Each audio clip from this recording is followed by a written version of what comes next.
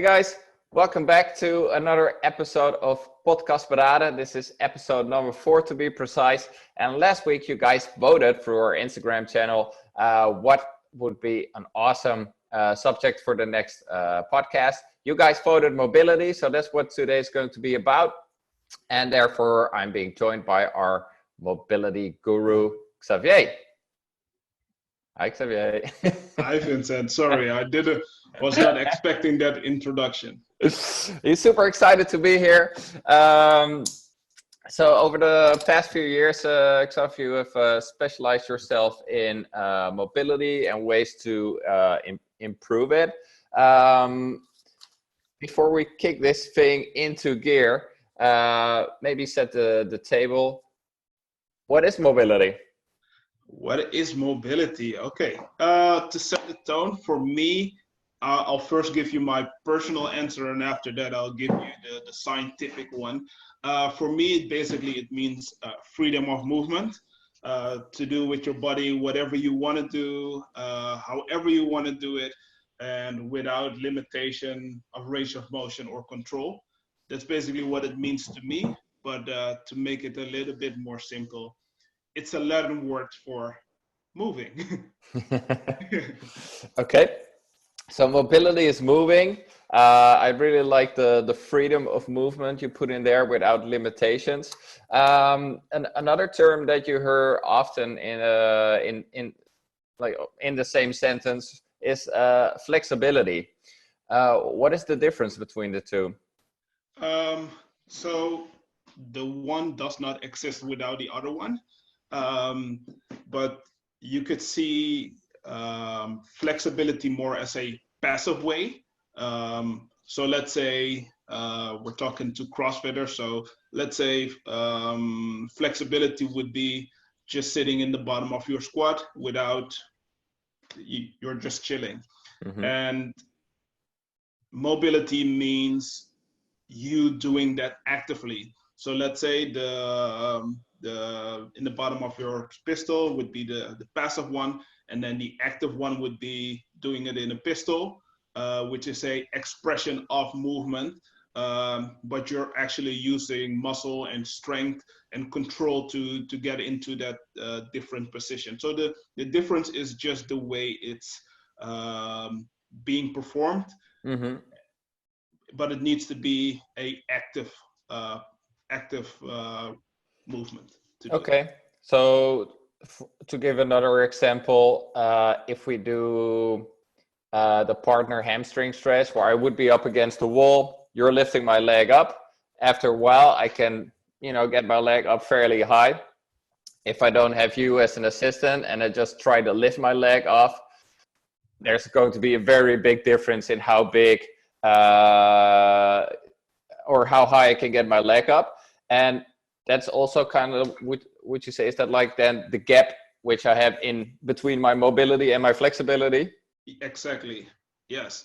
So the other one is you just moving if I don't help you, and that is your mobility. It's the flexibility that you have plus the strength and control that you have over that range of motion. So the other one is me helping you to get your, let's say, useless range of motion, and the other one is what you actually use. Mm-hmm. Okay, that makes a lot of sense. I think from that we can conclude that, especially for things like CrossFit and daily life, mobility is way more functional and important than flexibility, because it's more about what can you do with it. So what are other reasons why it is important for people to work on their mobility? Well, for me, I'll first talk about my own personal experience, and then I'll talk about why it's important for other people. So for me, it's just to be pain-free. You might know, like when I started out CrossFit, like 6-7 years ago, used to come into the gym like an hour, 2 hours before class just to do a class and stretch as much as I can. So for me personally, it would be, yeah, I know, right? for me personally, it would be to just move freely. But the most important reason would be to, well, I'll give you two. The first one would be to move safely. Let's say you do a snatch and you don't have the shoulder flexibility or shoulder mobility to get weight overhead, then you would injure yourself. And the other one would be to do whatever you want to do with your body without limitation. Yeah, I think we can add an important one to that last one is longevity. So you do anything you want to do with your body for the remainder of your life. And the more you're grinding away at your joints now, the more problems you will have at a later age. Yes, it's basically health reasons.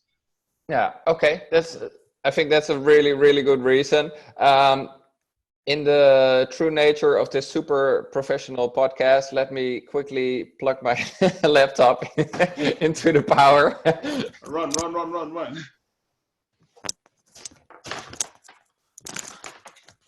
Usually it would be me that has things like that, but I'm very well prepared. That's what keeps it relatable, right? Okay, so working on mobility is a matter of health, and if you look at it as a perspective as a CrossFitter, it's also about performance. I mean, without freedom of movement, the actual intensity you can achieve in a workout is also limited, right? If you're not moving efficient, you're losing intensity, thus losing results. You can basically see that when you look at the CrossFit pyramid. Is you see metabolic conditioning, so your ability to just keep on moving, and after that you see gymnastics, which is not the pull-ups, which is not the pistol stuff like that, but is your ability to just control your body. Yeah, and the better you control your body, the more possible you would be to create more intensity, and intensity in what we do is king. So yeah, this is basically going back to the question you asked before, is why would you do it? Basically, you want to have intensity because intensity makes you fit, and being fit is what we want. Yes, and so mobility will help you to get fit, and it will help you to stay fit throughout your life. So I can imagine that anybody who's watching this is now not super hyped to start working on their mobility straight away. They're probably jumping into to a couch stretch right now. What are effective ways to work on to improve your mobility? Well, I'm gonna promote you a little bit. First one is go to Heldhaftig Yoga, follow their online classes. But for a more serious way to help you, basically, the first thing you want to do is work on your flexibility. So make sure you stretch and make sure that you increase your range of motion. As soon as you have that, you also want to strengthen those range of motions. So what would I say? Let's say you're doing the couch stretch. You're doing that for 2 minutes. So now you have more flexibility, but that flexibility without strength and control would be useless. So you also need to have a way to make yourself stronger, because mobility training, you need to adapt. So how would you make yourself stronger? Let's say you add something like a hip bridge hold to it, just to make that position also stronger. Mm-hmm. So stretch first, and then make that position stronger. Start off with, let's say, holds. Collect 30 seconds in the position you want to improve. As soon as you have that, maybe add some weight to it. As soon as you have that, make the hold longer. Just so you first get that passively, and then you get that actively. Okay, that makes sense. So what you're saying is, first you stretch to improve the range of motion, flexibility. Yes. And then find a way to strengthen that newfound range of motion to keep it. Yes. And the best way that I found yet is the way from functional range conditioning. Um, they call their method, or a method that they use, is a pills and a reels, which is basically that you first stretch the range of motion, and after that you make it stronger, and over time your range of motion and your strength will increase, and that is what will give you the mobility that you want. Okay, so would you do a system like this? Would you do this uh, before a workout, after workout, or instead of a workout? It is basically a workout. So what I found is a passive stretch. So let's say a couch stretch before you do a workout is not the best thing to do, because you're stretching your muscles. And if you stretch your muscles, it's like an elastic band. It will not be stronger. So you will not be able to use it in the way you want it whenever you're going to do a workout.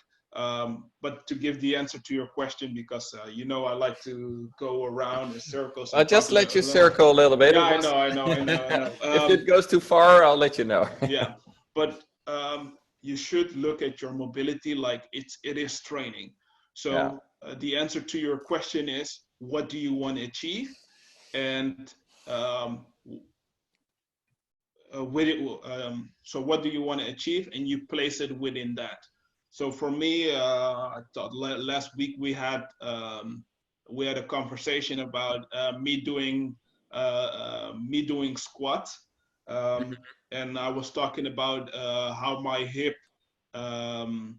my hip does not move well, and that's why I have lower back problems. So for me, whenever I go back squatting now, I would first, or I would add mobility training to my session. So I know I'm squatting the weights I want to squat, but I'm also improving the function of my hip in the way it needs to be. So I get the heavier weights I want to, but I also maintain that health over a long time. So whenever I'm 70, I can still squat the same weights. That would be a dream. But That would be. basically, yeah, it would be fun.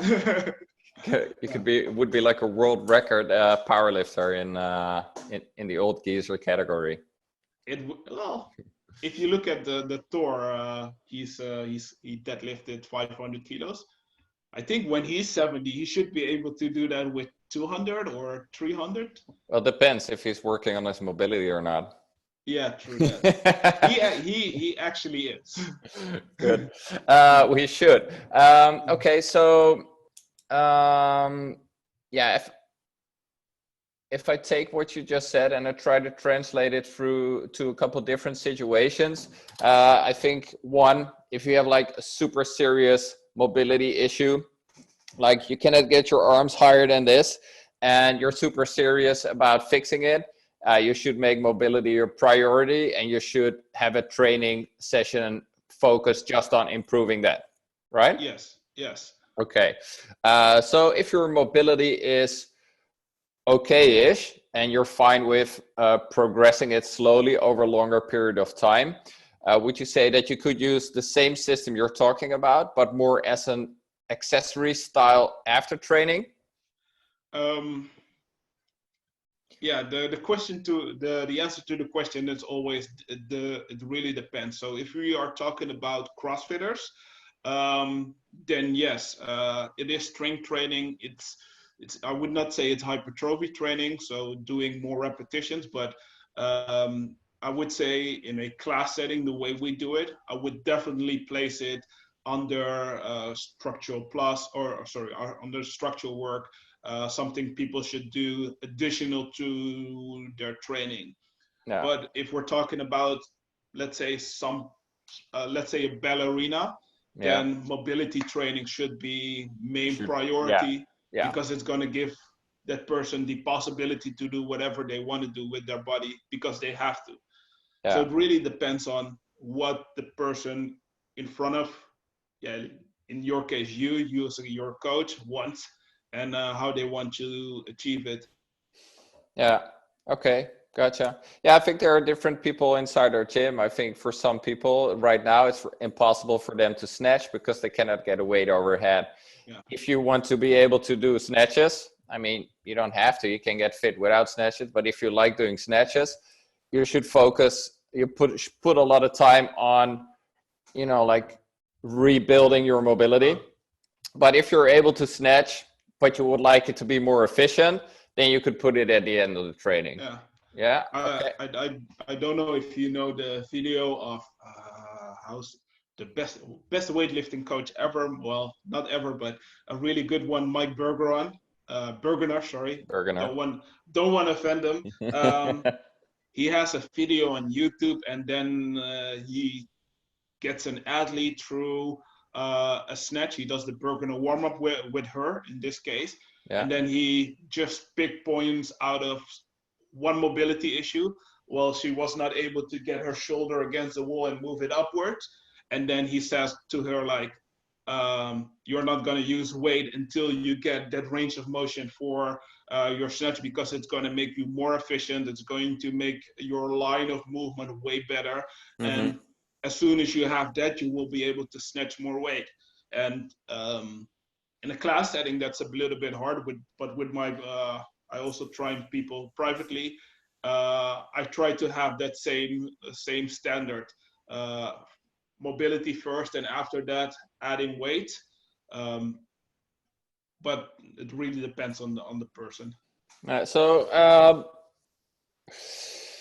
How could someone go about creating a simple mobility program for themselves? So I'll give you the way I assess people. First thing that I think everybody should be able to do is know basic standards of the human body. So everybody should know what is the hip, what is the shoulder, what is your neck, what is your wrist. And then you should know, like, okay, in which ways should that muscle or the joint move. So your shoulder should be able to elevate, should be able to depress, it should be able to protect and retract. So as soon as you down, forward, backwards. Exactly. Yeah. Sorry. Using sexy words here. Sorry. Yeah, we're all about the Jip and Janneke language here. Yeah. Yeah. Sorry. It was a long time that I saw Jip and Janneke. So as soon as you know that, you should imagine, like, okay, what is the most epic thing that I would be able to do with my shoulder. So for a CrossFitter, you wouldn't say it, but a snatch would be a epic. Yeah. We like snatching. Yeah, I know, right? Or a body weight snatch should be able to squat snatch. That is, people. Yeah, squat snatch. Yeah, we're talking. Yeah, would be the most epic thing that we could do. I can imagine more awesome things, but let's just keep it at that. A snatch or a handstand. I mean, yeah, would be also looking like this, not like not like the banana. Yeah. Going all the ways. So as soon as you have that, look up anyone on Instagram who has that perfect one. So for a handstand, I can tell you, look at Neeraj Jagasar on Instagram, or one of our buddies from the previous CrossFit gym we ran. Yeah. So basically, you have that 0 point. So that 0 point, that is you, and then you have the person who can do it really, really good, and that is your gap. So you want to be like that person when you do that. As soon as you have that, you know where your starting point is. So your starting point is where you're at right now, and you want to look like that. So now you have to imagine, okay, what am I lacking? Yeah, what am I lacking? And you work off of that. So for most CrossFitters, or for most people, for a shoulder, it would be raising it up, getting it in one line with your body. And if you want to snatch or if you want to do a handstand, I would say start off with that. So basically a short answer to my very long chat would be decide what you want to improve. And then look at the function of your body and then choose which range of motion you need to improve. Well, I think you actually said it better during the story, because it was not about what do you want to improve. It is about what do you want to achieve, right? Do you want to do a snatch? If you don't want to do any of these things, then it doesn't really matter if you cannot get your arm all the way overhead. Yeah, but this is also like the reason. I know. You can debate on that, but it might not be your highest priority. No, but one thing people need to realize is working on your mobility. It is not the most fun thing you can do, but it takes a long time to either improve. And you asked me in the beginning, what is mobility? For me, mobility is to do whatever you want to do with your body, however you want to do it, without limitation of range of motion and of control. But in that word, it is whatever however you want to do it and whatever you want to do. It is all about that person in front of you. So if you don't want to snatch, or if you don't want to do a handstand, why would you work on that in the time that most people, they have 3 hours, 4 hours a week to train. So why would you spend time on something that that won't benefit you in the thing you like, except from health, but that's another discussion. Who cares about that?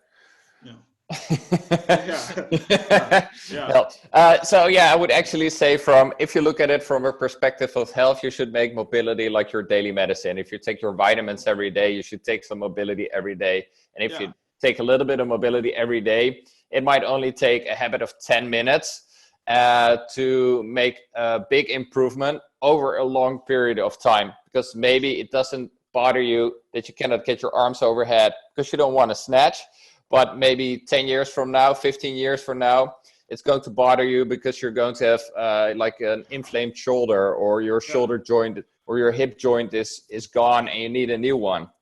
So it's not you can improve it for short-term fun, but you can also approach it for long-term health. And I think that's a really important mindset switch that people can make.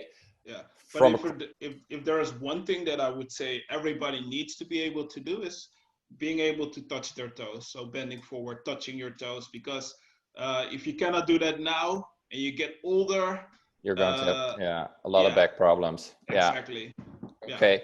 So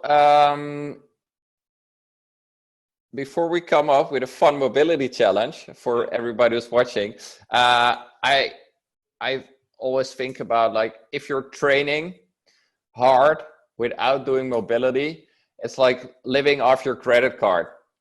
You're going to have a fun time for a while, but then the bills start coming in and it's going to take you a lot of time to repay. So you better start paying back that credit card straight away and save you a lot of trouble in the long run. So what is a fun mobility challenge for people they can start doing straight away to make a big change? Oh my God. So fun mobility challenge, I think I already said it, is, are you able to touch your toes? But I know a lot of people can do that. So how far can you get your hands flat on the ground? Can you get your hands underneath your toes?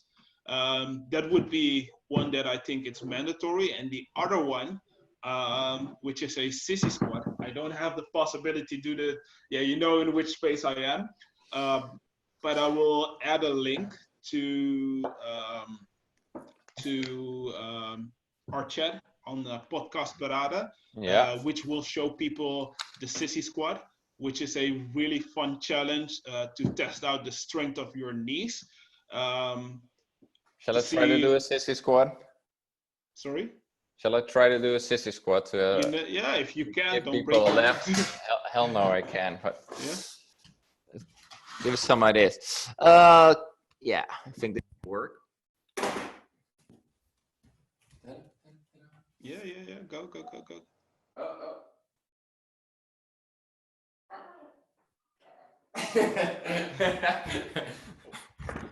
Now people think you just bended your knees. But I know it was a very lousy attempt at a sissy squat. Yeah. Well, well, at least people know they can do it better. Yeah, it's not for sissies, people.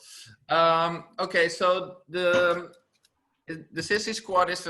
Let's focus on that one. It's an expression of your mobility because it incorporates the strength component. What would be a good stretch to do in front of it to improve the flexibility you need? In front of it, I would do a stretch for the calves. So for this one, if you bring your knees in front of your toes, that one is an expression of your ankle. Sorry, did I say? I said calf, right? Yes. Yeah. Sorry, it's an expression of your ankle mobility. And if you look at what would be help for your ankle mobility is moving your knee in front of your toes, but it should be a half a length of difference. So what I would do is just a simple calf stretch, just to get your ankles nice and warm. And after that, just try and do the correct version, which will be in the link underneath, or in the link in the description of this video. I will do it in the gym in just a bit. Okay, cool. Sounds good, guys. Okay, so here's your challenge. Stretch your ankles or your calves to improve your ankle mobility. Then try to express some mobility with the sissy squat. Send us your videos through Instagram. We would love that. And if you want to improve your mobility on another portion of your body, here's a simple system. What function do you want to improve?